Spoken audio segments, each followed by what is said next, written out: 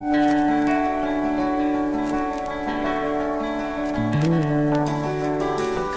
טוב שבאת הביתה, כמה טוב לראות אותך שוב. Ils ont relevé le défi de l'Alia. Studio Kalita vous raconte leur histoire. Alia Story, c'est vous, c'est nous. ספר איך היה.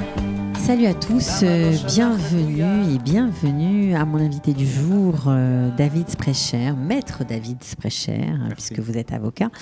Bonjour. Bonjour. Alors, il faut parler bien près du micro. Voilà. Bonjour. Voilà. Donc, vous êtes avocat de longue date. Vous avez même étudié en Israël, puisque vous avez fait votre Aliyah de Belgique directement à l'université hébraïque de Jérusalem pour étudier à la Mechina, la fameuse Mechina de l'université, première année préparatoire pour pouvoir étudier en hébreu ensuite à l'université. Pourquoi avez-vous décidé tout simplement, après votre bac, de venir en Israël ?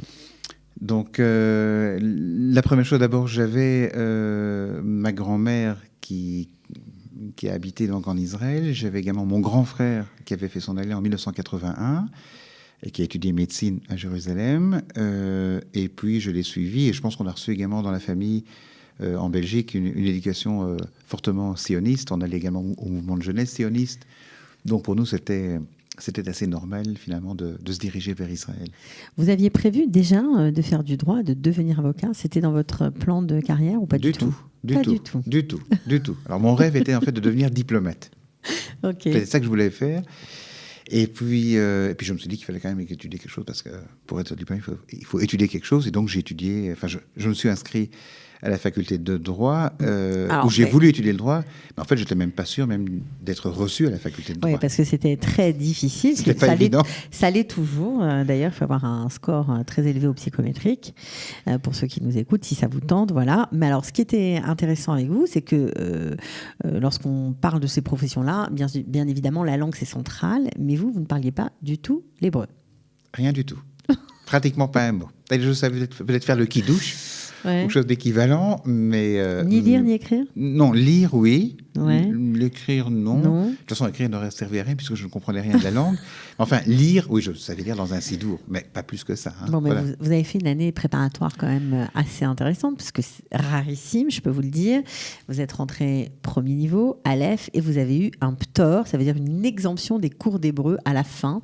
Ça veut dire que vous avez fait tous les niveaux, Aleph, Bet, Gimel, Dalet et Vav. Voilà. J'ai fait tout en un an, j'ai tout fait. Et ça a dû vous... j'ai réussi avec grand succès. Mais en fait, je suis arrivé à la faculté de droit et en fait, je ne connaissais toujours rien.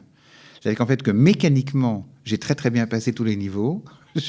J'ai étudié ce qu'il fallait faire pour passer de niveau à niveau et il n'y a pas de problème, tout a très très bien marché. Et arrivé à la faculté de droit... Mais vous ne parliez toujours pas l'hébreu ? Rien. Mais comment vous avez fait ? Rien. Ça a été compliqué parce qu'en fait, lorsque j'ai été accepté à la faculté de droit, on était 2 étrangers à être acceptés dans la classe.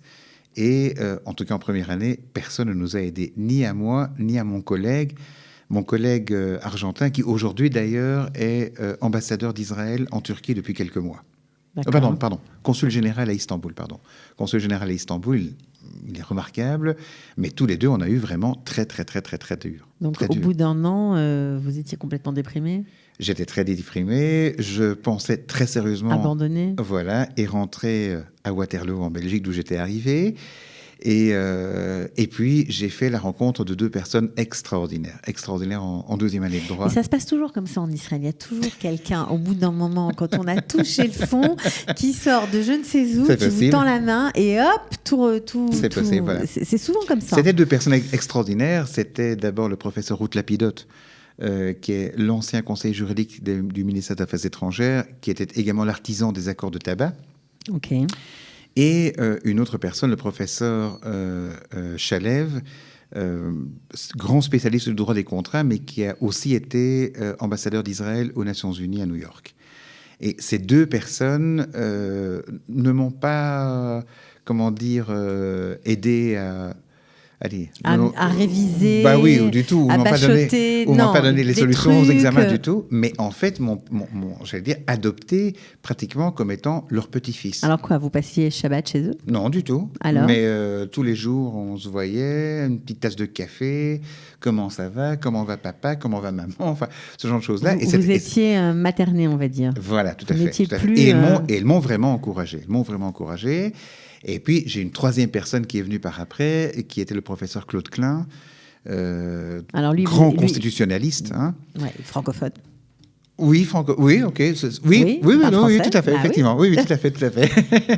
Et grâce à lui et au professeur Lapidote, j'ai eu une chance exceptionnelle. J'ai été boursier de l'université et du Conseil de l'Europe. Donc vous allez vite parce que vous avez Voilà. fini. Donc grâce à ce soutien, on va dire moral, vous avez réussi vos études. Bon alors c'était brillamment ou comment c'était? C'était difficile, moyen. Oui. Bon, entre les Ça deux. n'a pas été facile. Ça n'a vraiment pas été facile. Hein. Oui, mais en tout cas ça a été fait. Et Oui, puis, ça a été fait. Et puis vous avez été boursier. Alors ça c'est une belle aventure quand même. Oui, ça c'était merveilleux. Donc j'ai été envoyé pour une certaine période à Fribourg en Suisse, où j'étais le représentant israélien, un représentant par pays, dans une formation particulière en droit européen, en droit fédéral européen, et ensuite je suis revenu ici en Israël.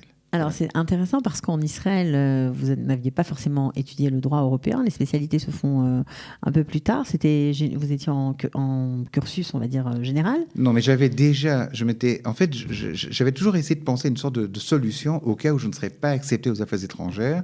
Oui, parce que vous aviez toujours ça en tête. Oui, mais je me suis Faire dit, de la diplomatie en Israël. Il faut quand même trouver un plan B au cas où. Et au cas où, je me suis dit, je serai avocat, puis j'essaierai de me spécialiser. Parce que déjà à ce moment-là, je me suis dit, ça ne sert à rien d'être un avocat généraliste. Il y a certainement des milliers d'avocats généralistes, et puis certainement bien meilleurs que moi, parce qu'ils sont nés ici, ils parlent l'hébreu nettement mieux que moi, etc. Et donc, il faut se spécialiser. Et donc, j'avais ça déjà en tête. La difficulté de l'ALIA, ça fait être plus ingénieux, trouver des solutions. Tout à fait. Tout à fait. Tout à fait. Oui, parce que penser à être déjà une niche, etc., c'était... Mais j'allais dire que même par après, lorsque j'ai fait mon stage d'avocat, j'ai fait une partie de mon stage dans un petit cabinet ici à Jérusalem, spécialisé en droit de l'essence. Droit de l'essence. Cet avocat ne faisait que du droit des stations-service d'essence. Voilà. Et il m'avait dit, David, il faut absolument te spécialiser. C'est la seule manière pour toi de survivre. Et, vous avez suivi le conseil. Et c'est ça que j'ai suivi.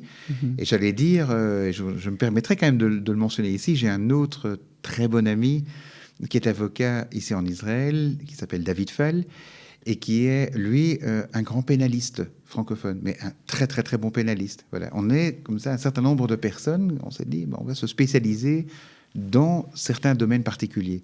Ok. Voilà.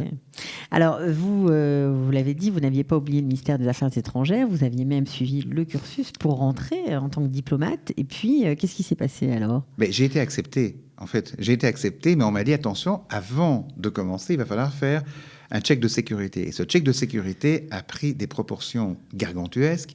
Et au bout d'1 an et demi, il n'y avait toujours pas de hockey. Mais moi, à ce moment-là, j'avais déjà terminé mes études. Ouais, donc moi, et le stage, etc. Voilà, et donc je me dis, je vais faire mon stage. Hein. Ouais. Et donc j'ai commencé mon stage, et un beau matin, à l'époque, il y avait encore ce qu'on appelait des télégrammes en Israël. J'ai un coursier qui est venu m'apporter un télégramme pour me dire que je commençais dans 45 minutes mon job aux affaires étrangères. Et j'ai dit non. J'ai dit non parce que je dois rester correct vis-à-vis des personnes qui m'ont accepté au stage. Et donc, j'ai... Oh là là. voilà, c'est incroyable là, ce que vous dites. Ça ne doit plus exister, voilà. ça, de nos jours. Mais donc, alors, vous avez dit non, comme voilà, ça. j'ai dit non, mais alors... c'était votre rêve. Mais alors, j'ai reçu un cadeau une semaine après, puisque j'ai dit non. Eh bien, une semaine après, j'ai reçu un ordre de m'engager à l'armée israélienne. Donc, vous avez dû arrêter votre stage. Et j'ai été forcé d'arrêter mon stage. Et l'armée israélienne voulait absolument que je sois avocat. Et moi, j'ai refusé d'être avocat. Avocat au sein de l'armée. Oui. Et pourquoi vous avez refusé? J'ai refusé parce que je voulais faire autre chose. Je me dis, si je suis déjà à l'armée... Vous voulez quoi, être combattant, aller sur le terrain? Non, pas du tout. Non, mais je voulais... comment dire? Je voulais voir du pays. Voilà. Et connaître un peu mieux la société israélienne. Et sortir de votre domaine de confort. Parce que je me dis, après, je serai avocat... toute ma vie. Ce que je devrais être. Voilà. Et donc... ça la fout mal. Alors, donc, vous avez refusé. J'ai refusé. Donc, ils se sont fâchés. Ils se sont pas très contents. Ils se sont fâchés et ils ont voulu me punir. Mais on ils comprend. ont voulu me punir en me nommant manutentionnaire. En chef.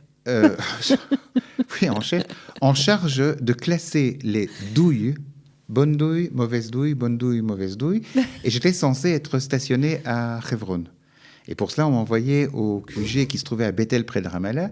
Et quand je suis arrivé là-bas au QG, l'officier en charge de la sélection m'a demandé si par hasard je parlais des langues étrangères. Et je lui ai dit que je parlais un certain nombre, j'en parle 7. Et il m'a dit, si tu parles 7 langues étrangères, tu ne seras pas manutentionnaire. Nous, ça fait des mois qu'on attend quelqu'un comme toi, que le QG à Tel Aviv ne nous a pas envoyé, parce que nous, on est à Bethel, on est très loin de Tel Aviv, entre guillemets. Ouais. Et voilà qu'en quelques minutes... Encore une fois, le coup du destin, de quelque chose de catastrophique est sorti un truc incroyable. C'est retourné, et en fait, voilà, et j'ai été en fait nommé vice-directeur du département des relations étrangères au sein de l'administration civile Judée-Samarie, en charge des relations avec la Croix-Rouge, les Nations Unies, la Banque mondiale. Et vous avez fait ça pendant 3 ans ? Non, 1 an et demi. Parce que je me suis engagé à l'âge de 22 ans, après mes études, donc je vais faire 1 an et demi. Et donc j'ai fait 1 an et demi de cela, et ça a été, j'allais dire, une des plus belles périodes de ma vie. Très formateur en plus. Oui, qui était remarquable, et qui ensuite a été suivie aussi d'une extraordinaire période à l'armée, qui était celle des Milouim. Parce qu'au Milouim, juste après ce service-là, j'ai été nommé officier de liaison avec les forces étrangères jordaniennes au pont Allenby, et j'ai eu une chance exceptionnelle en 1994 d'assister les délégations israéliennes qui sont passées en Jordanie pour la signature du traité de paix avec la Jordanie. C'était voilà, mais voilà, un miracle du bon Dieu, quoi. Voilà. C'était incroyable. C'était pas du tout. C'était pas inscrit dans mon calepin. C'était pas prévu pour vous. Du tout. Donc parfois, vous avez bien fait de dire que vous vouliez pas être avocat, voilà. Parce que vous n'auriez pas été puni et vous n'auriez pas eu la suite. Non, mais c'est vrai, c'est incroyable, quoi. Comme parcours, c'est assez saisissant. Alors ensuite, vous arrêtez, bien sûr, vous quittez l'armée. Vous retournez finir votre stage que vous n'aviez pas pu terminer. Tout à fait. Et vous devenez avocat. Et puis après, je suis devenu donc avocat, et donc j'ai suivi donc les conseils de ce fameux maître de stage spécialisé en droit de l'essence, et je me suis spécialisé dans mon domaine actuel, qui est le droit de l'aviation civile et du tourisme. Sans regret ? Ah non, du tout. C'est un travail extraordinaire. C'est merveilleux. C'est vraiment, vraiment, vraiment merveilleux. Vous voyagez finalement. Vous qui vouliez voir du pays, vous n'arrêtez pas. Je voyage, je suis dans les aéroports, je suis dans le kérosène, voilà, je suis dans mon monde, voilà. Alors, c'est assez intéressant parce que votre cabinet est basé à Jérusalem, vous y teniez. Vous auriez pu aller à Tel Aviv. Et j'ai reçu beaucoup de propositions pour aller à Tel Aviv. On imagine. Voilà. Mais dit pour que tout se passe là-bas, mais c'est faux en fait. Tout ne se passe plus là-bas. D'abord, alors, 2 choses. D'abord, je suis venu de Waterloo à Jérusalem pour Jérusalem. Et la deuxième chose, c'est qu'aussi dans mon travail, qui est un travail global, et Europe, et Moyen-Orient, puisque je voyage également en Jordanie et dans les pays du Golfe, ces choses-là ne peuvent se faire que de Jérusalem. C'est-à-dire, tout ce qui est relation avec la Jordanie et le Golfe ne se fait pas à Tel Aviv. Ça se fait à Jérusalem. Alors, pourquoi vous êtes tenu dans votre travail de voyager dans ces pays-là ? Parce que je donne également du conseil aux professionnels du voyage dans ces pays-là. D'accord. Donc j'en donne. Aujourd'hui, je suis donc avocat. Je suis aussi professeur de droit du tourisme et de l'aviation civile. J'enseigne en France, au Maroc, en Inde également. En anglais, tout ça, bien sûr. Pratiquement exclusivement en anglais. Ouais. Et donc, je travaille vraiment de manière globale, vraiment avec tout le monde du tourisme, de manière vraiment globale. Les frontières vraiment n'existent pas, vraiment. Et vous faites peur aux compagnies aériennes lorsqu'elles vous mettent dans un vol avec du retard, des surbookings, etc. Non, puisque non, encore une c'est fois, votre. Non, mais je vous oui, taquine. Voilà. Parce qu'encore une fois, vraiment, tout mon travail vraiment est basé sur la défense d'abord des professionnels du voyage et de leurs clients, mais toujours également en prenant en compte les intérêts des compagnies aériennes. Parce qu'on a besoin de ces compagnies aériennes, on a vraiment besoin d'elles. Et puis, je vais également noter quelque chose d'extraordinaire ici en Israël, c'est l'accord à ciel ouvert qui a été signé en 2013 avec l'Union européenne et qui a permis l'arrivée d'énormément de compagnies aériennes ici en Israël, et également la baisse très substantielle des prix des billets d'avion. Bien sûr. Donc, ça te permet également aux gens de voyager, d'échanger, de travailler, enfin voilà. Est-ce qu'il y a une image qui vous reste ? Est-ce qu'il y a quelque chose dans tout ce parcours assez un peu rocambolesques parfois, en tout cas, voilà, des coups du sort un peu agréables, on peut dire ça comme ça. Il y a quelque chose qui vous parle plus, qui vous fait, auquel ça fait plaisir de penser, peut-être? J'allais dire d'abord un de mes slogans internes, j'allais dire, qui est que lorsqu'on a envie que quelque chose se réalise, on doit tout faire pour cela. On n'est jamais assuré à 100% du succès, jamais. Il faut rester vraiment humble, etc. Mais on peut essayer de faire le maximum. On peut essayer vraiment de faire le maximum. Et c'est ce que j'essaie tous les jours de faire. Moi, avec mes enfants, etc.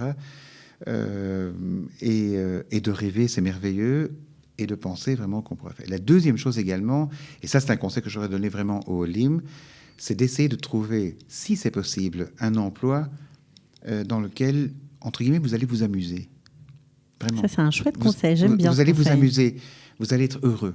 Bien avant l'aspect pécunier. L'aspect pécunier est important, bien évidemment, parce qu'on doit subsister, mais d'abord vraiment faire les choses avec beaucoup de plaisir. Et moi, lorsque je fais mes dossiers aériens, j'adore cela. Lorsque je suis à la Knesset, j'adore cela. Vraiment, enfin, j'allais dire, c'est mon monde. Bon, en tout cas, on peut dire que c'est un parcours d'Alia réussi. Merci. Voilà. Merci beaucoup, Maître David Sprecher, d'être venu nous parler de vous, de ce parcours qui va peut-être en inspirer d'autres. On ne sait pas. En tout cas, c'est possible, hein, même quand on ne parle pas l'hébreu, même quand c'est dur, même quand on n'en voit pas le bout. Finalement, en s'accrochant, on y arrive. Merci. Au revoir. Au revoir. Merci beaucoup. Ciao. כמה טוב שבאת הביתה, כמה טוב לראות אותך שוב. Ils ont relevé le défi de l'Alia. Studio Kalita vous raconte leur histoire. Alia Story, c'est vous, c'est nous.